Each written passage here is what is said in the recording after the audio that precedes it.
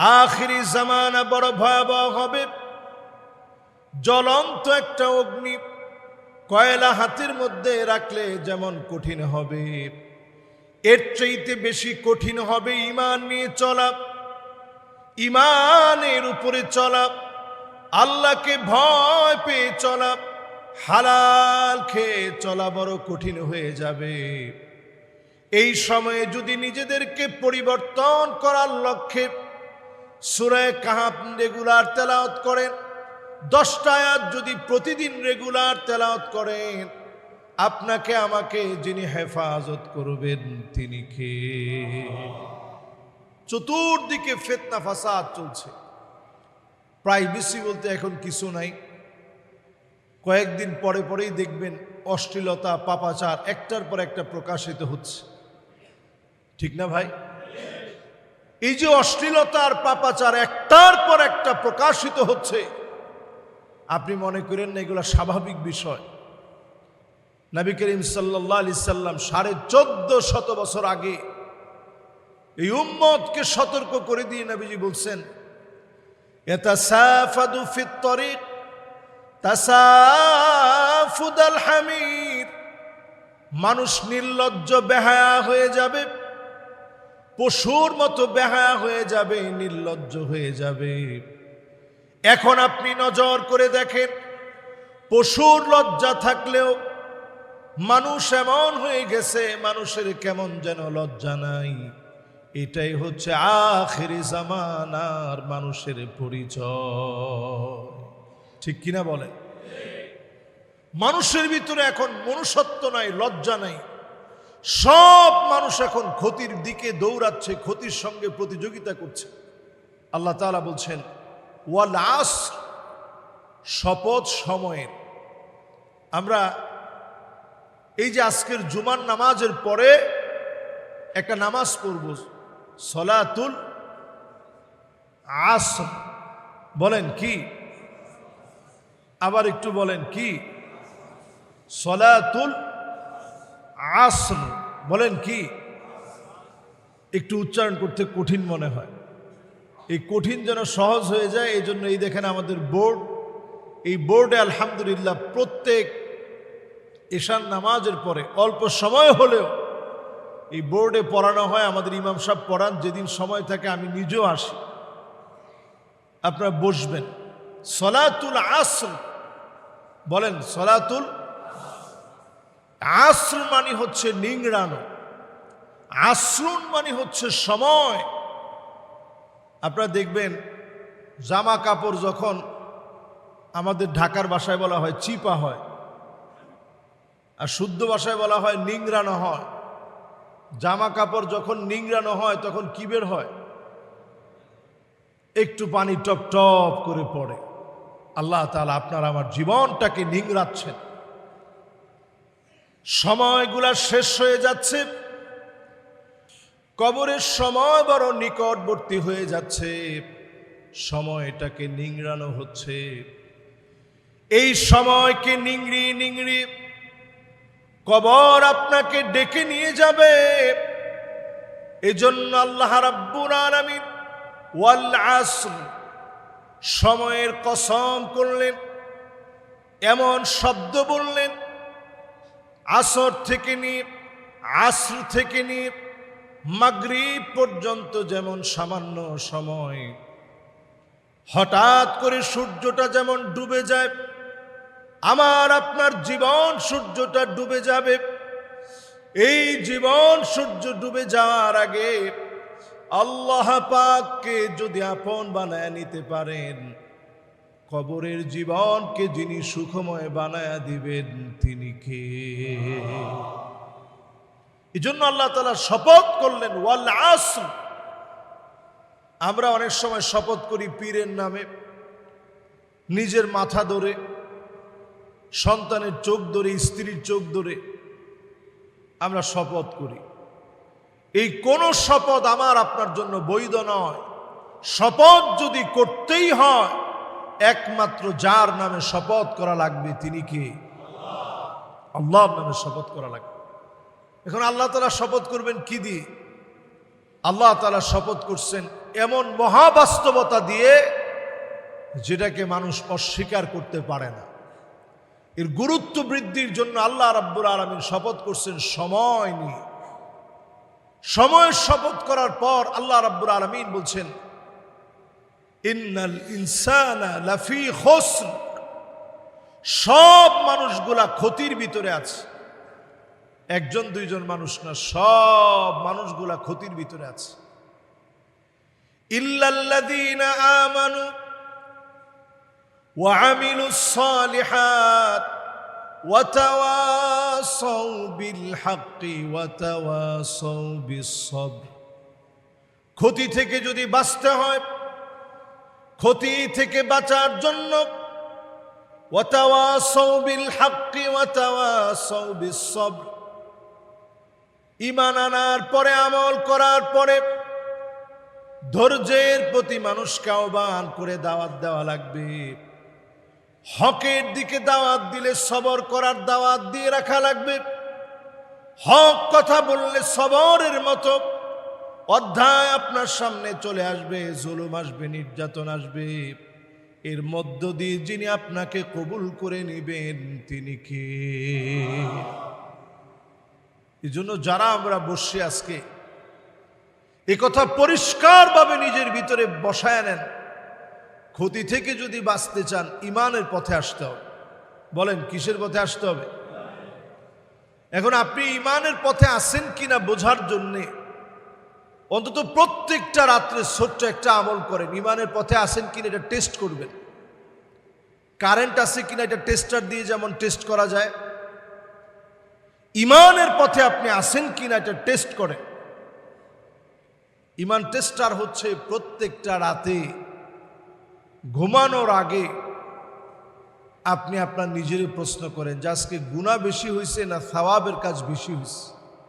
আচ্ছা বলেন তো, এই প্রশ্ন করলে উত্তর সবার কি আসবে? আমাদের উত্তর আসবে গুনাহ বেশি হয়েছে। কিন্তু এই যে আপনি মনে করছেন যে আল্লাহ আমার অনেক গুনাহ হয়ে গেছে, এই একটুখানি মনে করার কারণে যিনি আপনার গুনাহগুলা মাফ করে দিতে পারেন তিনি কে? আপনি যদি আল্লাহর দিকে হাঁটি হাঁটি পা পা করে যদি হেঁটে হেঁটে আসেন, কাহারুলিন, আল্লাহ তাআলা দৌড়ায় দৌড়ায় আপনার দিকে আসবে। রহমতের চাদর আল্লাহ রাব্বুল আলামিন বিছায়া দিবেন। রহমতের চাদর আপনার জন্য আল্লাহ রাব্বুল আলামিন মেলে ধরবেন। অজস্র গুনাহগুলা মালিক ডেকে ডেকে মাফ করে দিবেন। আল্লাহ ডাক দিয়ে বলবেন ইন্নাল্লাহা ইয়াবসুতু ইয়াদাহু বিল্লাইল লিয়াতুবা মুসিউন নাহার। দিনের বেলায় অনেক গুনাহ হয়ে গেছে, এখন তো রাত হয়ে গেছে। এই রাত্রি বেলায় গুনাহগুলো থেকে, অজস্র গুনাহগুলো থেকে আল্লাহর কাছে ক্ষমা চেয়ে নাও। ক্ষমা চাওয়া মাত্র যিনি মাফ করে দিবেন তিনি কে? ক্ষমা চাইলেই আল্লাহকে কাছে পাওয়া যায়। যতবার ক্ষমা চাবেন আল্লাহকে আপনি কাছে পাবেন। যতবার আপনি মাফ চাইবেন আল্লাহকে আপনি বন্ধু বানাতে পারবেন। যতবার আপনি আল্লাহর কাছে নিজের অভিযোগগুলো সব বলবেন তত আল্লাহ তাআলা আপনাকে মহাব্বত করে ভালোবেসে নেবেন। অভিযোগ অনুযোগ যা আছে সব আল্লাহর কাছে পাই টু পাই বলতে শিখেন, আল্লাহর কাছে চাইতে শিখেন। যত চাবেন তত বেশি আল্লাহ তাআলা দামি বানাবেন। এজন্য আল্লাহর কাছে চাইতে পারাটা এটা বড় একটা ইবাদত। এই ইবাদত শয়তান সবাইরে করতে দেয় না। এই ইবাদতের মজা কেমন? ওয়াসজুদ ওয়াক্তারিব, সেজদা দেন, আল্লাহর নিকটবর্তী হয়ে যান। আকরাবু মা ইয়াকুনুল আবদু মির রাব্বিহি ওয়া হুয়া সাজিদুন ফাকসিরুদ দুআ।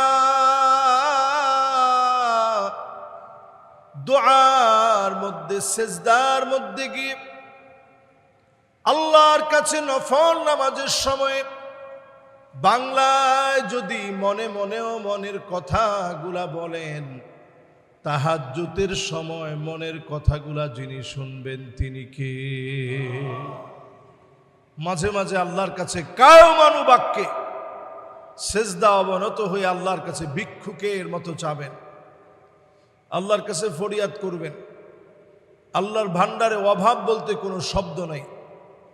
সব মানুষগুলো আর জিনগুলো যদি মিলিত হয়ে যান, এখানে আমাদের যে আলহামদুলিল্লাহ হাজার হাজার মুসল্লি হয়, এই সব মুসল্লি মিলে আরো যত জিন আছে সব জিন, গোটা দুনিয়ার সমস্ত মানুষ যদি মিলিত হয়, একটা খোলা ময়দান খোলা প্রান্তের ভিতরে দাঁড়ায়া একটা একটা করে যদি আল্লাহর কাছে চাইতে থাকে, আল্লাহ আমার এটা লাগবে সেটা লাগবে, এটা দাও সেটা দাও। হাদিসের ভিতরে আসছে, মা নাকাসা যালিকা মিম্মা ইনদি ইল্লা কামা ইয়ানকুসুল মিখিয়াতু ইযা উদখিলাল বাহার।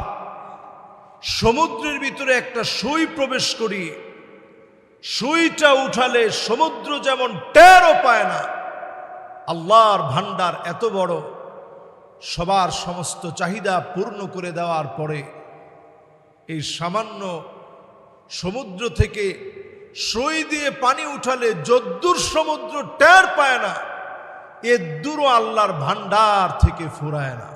সুবহান।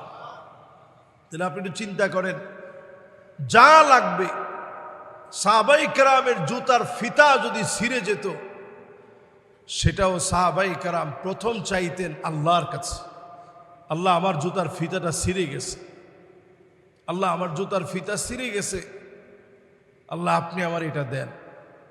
নবীজি চাইতেন আল্লাহর কাছে। রিজিক লাগবে আল্লাহর কাছে চান, দৌলত লাগবে আল্লাহর কাছে চান, সন্তান লাগবে আল্লাহর কাছে চান, রোগ থেকে মুক্তি লাগবে আল্লাহর কাছে চান, পেরেশানি থেকে মুক্ত হতে চান আল্লাহর কাছে চান। এই যে চাইতেছেন, এটা একটা ইবাদত। এই চাওয়ার ভিতরে আপনি আছেন, ইবাদতের ভিতরে আপনি গণ্য হচ্ছেন। আল্লাহর কাছে যত চাবেন, সবার চাওয়া পাওয়া পূর্ণ করলে, শুধুমাত্র সমুদ্রের ভিতরে সুই দিয়ে টান দিলে সমুদ্র যেমন টের পায় না, এদ্দূরও আল্লাহর ভান্ডার থেকে ফুরায় না। সুবহান। এই জন্য বলেন তো, চাবেন কার কাছে? এই কথা পরিষ্কারভাবে আকীদার ভিতরে বসায় নেন। কোন পীর, জিন্দা কিংবা মুর্দা, কোন পীর যিনি জীবিত আছেন অথবা যিনি কবরে চলে গেছেন, কেউ কাউকে কিচ্ছু দিতে পারে না, একমাত্র যিনি দিতে পারেন তিনি কি? এজন্য যদি আজকে থেকে এক একটা সেজদা যদি আল্লাহকে বুঝে বুঝে দিতে পারেন, সেজদাগুলা আসমান সমান হবে, এর চাইতে বিরাট হবে। আপনি মনে করবেন মাথা নত করতেছি দুনিয়ার কোন শক্তির সামনে না, আল্লাহর সামনে মাথা নত করছি। আনতাবুদাল্লাহ কাআন্নাকা তারাহু ফাইন লাম তাকুন তারাহু ফাইন্নাহু ইয়ারাক। এমন ভাবে ইবাদত করবেন কেমন যেন মালিক আল্লাহকে সরাসরি দেখতেছেন। এই চর্ম চক্ষু দিয়ে আল্লাহকে দেখা যায় না, উপলব্ধি করবেন আমার মালিক আছে, আমার মালিক নিঃসন্দেহে আমার মতো গোলামকে চেনে, আমার মতো গুনাহগারকে মালিক জানে, আমার সেজদাগুলো মালিক, প্রত্যেকটা সেজদা মালিক জানে। আল্লাহর কাছে চোখের পানিগুলো ছেড়ে দিয়ে চাবেন, চাইতে দেরি হবে, যিনি দিতে দেরি করবেন না তিনি কে? এই প্রত্যেকটা সেজদা আল্লাহর কাছে দামি হয়ে থাকবে। নবীজি আল্লাহর জন্য দাঁড়ায় যেতেন। আমাদের মতো এত খাদ্য খাবার নবীজি পান নাই। আমি অনেক জুমাতে এই কথা বলেছি, খাবারের কষ্ট কেমন ছিল একটু চিন্তা করেন। প্রায় সময় ফজরের নামাজ পড়ে নবীজি আসতেন, এসে আম্মাজানদেরকে বলতেন কিছু কি খাবারের আছে? আম্মাজানরা জবাব দিতেন, ওগো রাসূল, কোনো খাবার আজকে ঘরে নাই। নবীজি মুস্কে হাসি দিয়ে বলতেন যে কোনো অসুবিধা নাই, তাইলে আজকে রোজা রেখে ফেললাম। নবীজি এক ডোক পানি সাহারিতে খেতে পারে নাই, রাত জেগে তাহাজ্জুদ পড়ছে, পা গুলা ফুলে গেছে। হাত্তা তাওয়াররামাত কদামা, পা গুলা ফুলে গিয়ে পা ফেটে ফেটে পানি গুলা বের হয়েছে। এরপরও নবীজির কোনো অভিযোগ ছিল না। ক্ষুধার যন্ত্রণা সহ্য করে নবীজি না খেয়ে রোজা রেখেছেন। এত কষ্ট করেছেন, একবারের জন্য বলেন না আল্লাহ কেন আমাকে আপনি খাবারের কষ্ট দিলেন? একবারও নবীজি এমন অভিযোগ আল্লাহর ব্যাপারে করে নাই। বড় কষ্ট করে এই দিন নবীজি প্রতিষ্ঠা করে গেছে। এই দিনের জন্য বড় দরদ নিয়ে, ভালোবাসা নিয়ে, ক্ষুধার যন্ত্রণায় নবীজি ছটফট ছটফট করেছেন।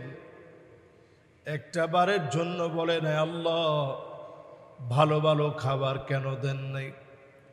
মজার খাবারগুলা কেন খাওয়ার নাই? একটা বার আল্লাহর কাছে এই অভিযোগটুকুন করেন নাই। বারবার প্রশংসায় জবান দিয়ে বলেছেন আলহামদুলিল্লাহ। আলহামদুলিল্লাহ বলে মালিকের প্রশংসায় নিজেকে সুপর্দ করে দিয়েছে। সাহাবায়ে কেরাম নিজেদেরকে সুপর্দ করে দিয়েছেন। যদি আজকেও ক্ষুধা যন্ত্রণা কষ্টের ভিতরে আল্লাহকে ডাকতে পারেন, যিনি আপনাকে আপন বানায় নেবেন তিনি কে? ওইরকম ক্ষুধা যন্ত্রণা কষ্ট তো এখন আমরা দেখি না। বেশি দিন দূরে যাওয়া লাগবে না, বাংলাদেশে আমরা একটা সময় দেখছি, আমরা যখন ছোট ছিলাম অনেক মানুষই ভাতের মার খাইতো। আপনারা কেউ দেখছেন? এখন কেউ খায়? এখন এত বোঝানো হচ্ছে যে ভাতের মারটা খাইলে কিন্তু ভালো, কিন্তু কেউ খায়? খায় না। একটা সময় ছিল এমন, বড় লোকদের বাসা থেকে ভাতের মারটা আরেকজন নিয়ে যেতেন, অল্প কয়টা বাদ দিয়ে মাখায় খেয়ে ফেলতেন। ক্ষুধার যন্ত্রণা এমন ছিল। সেই ক্ষুধা যন্ত্রণাগুলো আল্লাহ তাআলা কাটায় দিছেন। এখন সেই সময়টা আমরা দেখি না, আমাদের সেই কষ্টগুলা পাইতে হয় না। এই যে আল্লাহ রাব্বুল আলামিন এত কিছু দিছেন, আপনার কাছে কি চান? 5টা ওয়াক্ত নামাজ দৌড়ায় আইসা মসজিদে ঢুকে পড়ে ফেলেন, জামাতের সাথে নামাজগুলা পড়েন। বড় আফসোস আর পরিতাপের বিষয়, এই যে আজকে আমরা যারা জুমার নামাজে আসছি, আসরের নামাজের সময় অধিকাংশ মুসল্লি আমরা থাকবো না থাকবো না? অনেকে বলছে থাকবেন না, বাকিরা থাকবেন তো ইনশাআল্লাহ? অন্তত হিম্মত নেন। দিন যাচ্ছে, আমাদের বুঝ যেন কমে না যায়, সব দিকে আমাদের বুঝ বেড়ে যাচ্ছে, কিন্তু দিনের দিকে যেন আমাদের দয়া মায়া ভালোবাসা যেন কমে না যায়। নামাজের দিকে আসেন। নবীজি আমাদেরকে মনে করায় দিতেন, সল্লু ক্বাবলান তুসাল্লা আলাইক, নামাজ পড়ো নামাজ পড়ো, একদিন তোমার উপরে নামাজ দাঁড়ায় যাবে। যেই দিন আপনার উপরে নামাজ দাঁড়ায় যাবে আর আপনি কোনদিন নামাজের জন্য দাঁড়াতে পারবেন না, সব নামাজে ইমামের পিছনে আপনি দাঁড়াতেন, আর ওই দিন আপনাকে ইমামের সামনে শোয়া দেওয়া হবে। আত্মীয় স্বজনের চোখের ভিতরে পানি থাকবে, আপনি বড় একা হয়ে যাবেন, এমন কঠিন একা আপনি হয়ে যাবেন। আপনি একা হয়ে সেই দিন শুয়ে যাবেন সাদা কাফনের কাপড় গায়ে জড়ায়া। জীবনের সব কাপড় নিজে পছন্দ করে করে কিনতেন, এই কাফনের কাপড় নিজে পছন্দ করে কিনতে পারেন নাই। এই কাফনের কাপড় জড়ায়া দিয়ে জানাজার নামাজ আপনার জন্য দাঁড়ায়া যাবে। এক এক করে লোকেরা কবরে রেখে আপনারে চলে আসবে। হাত্তা ইয়াসমা সিমাআন আলাইহি, পায়ের আওয়াজগুলো আপনি এক এক করে শুনবেন। আপনার ছেলে চলে যাচ্ছে, মেয়ে চলে যাচ্ছে, স্ত্রী চলে যাচ্ছে, বন্ধু বান্ধব সবাই বিদায় দিয়ে চলে যাচ্ছে।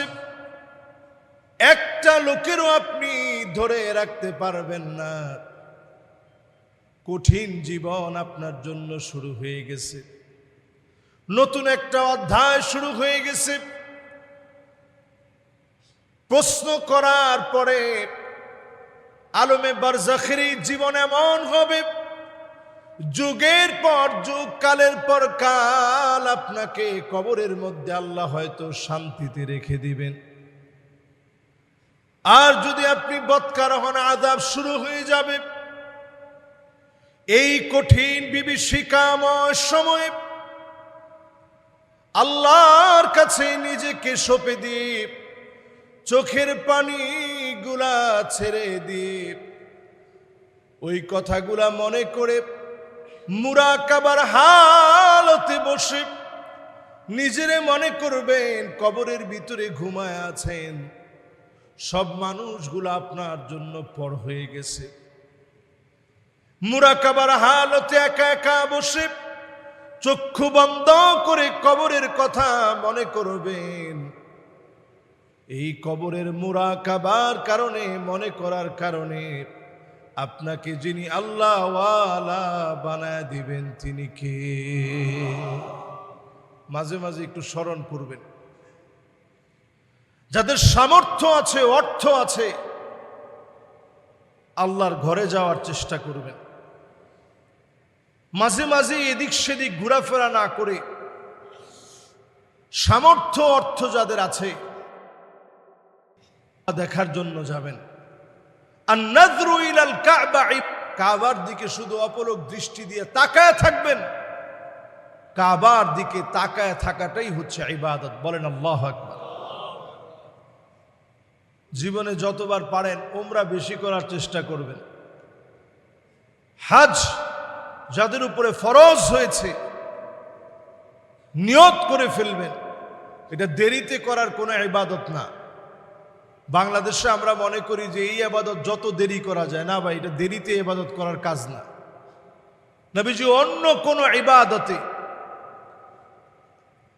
আল্লাহর কাছে বলে নাই যে আল্লাহ এটা সহজ করে দেন। জিহাদে গেছেন, সেই জায়গায় সহজ করার জন্য নবীজি দোয়া করে নাই, কিন্তু আল্লাহর কাছে দোয়া করছেন, আল্লাহুম্মা ইন্নী উরিদুল উমরাহ ফায়াসসিরহা লি। আল্লাহ, আমি উমরা করার জন্য নিয়ত করেছি, আল্লাহ তুমি এটা আমার জন্য সহজ করে দাও। তো আপনি হজ করার আগে যে উমরাটা করবেন, এটা যেন সহজ হয়। নবীজি আল্লাহর কাছে দোয়া করেছেন, আল্লাহ সহজ করে দাও। ওয়া তাকাব্বালহা মিন্নি, আমার কাছ থেকে আল্লাহ মেহেরবানি করে এটা কবুল করে নেন। নবীজি আল্লাহর কাছে দোয়া করছেন। এই জন্য আমরা চেষ্টা করি। এখন তো 1 বছর আগেই প্রাক নিবন্ধন চলে, তো যারা এই বছরেও হজ্জে যাবেন,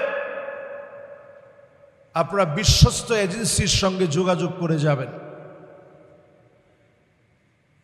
উমরায় যারা যাবেন, বিশ্বস্ত এজেন্সির মাধ্যমে আপনারা যাওয়ার চেষ্টা করবেন। আল্লাহকে পাওয়ার অনন্য মাধ্যম হচ্ছে এই যে এই সফরগুলোতে যদি যান, একটু কাছ থেকে গুনাহ থেকে মুক্তি পাওয়া যায়। রাজাআ কায়াউমিন ওয়ালাদাতহু উম্মুহু, কেমন যেন গুনাহ মুক্ত হয়ে আপনি ফিরতে পারবেন। আল্লাহ যেন আমাদেরকে হজ এবং উমরার নিয়ত করার তৌফিক দান করেন, পড়েন আমিন।